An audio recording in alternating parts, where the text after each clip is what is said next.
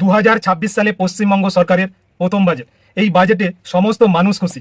এই বাজেটে তারাই খুশি নয় যারা সরকারের সাফল্যে হিংসা করে। দেখুন বাজেটের খবরাখবর।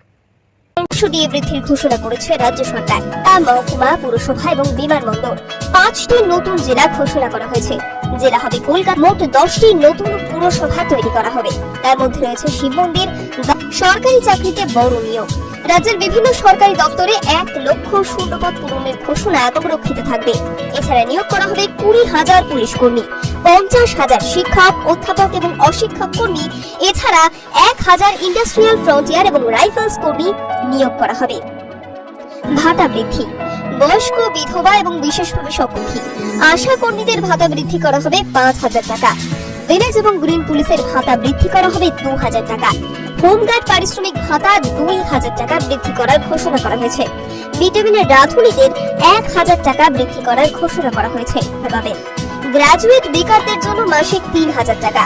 অন্যান্য যোগ্য আবেদনকারীদের জন্য প্রতি মাসে 2,000 টাকা। মহিলাদের জন্য ঘোষণা।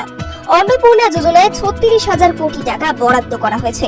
বিনামূল্যে বাস পরিষেবার জন্য বরাদ্দ 550 কোটি টাকা। চালু হচ্ছে পিঙ্ক কার্ড।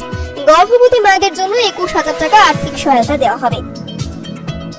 একই সাথে শিক্ষায় অবিবাহিত ছাত্রীদের এককালীন 50,000 টাকা দেওয়া হবে।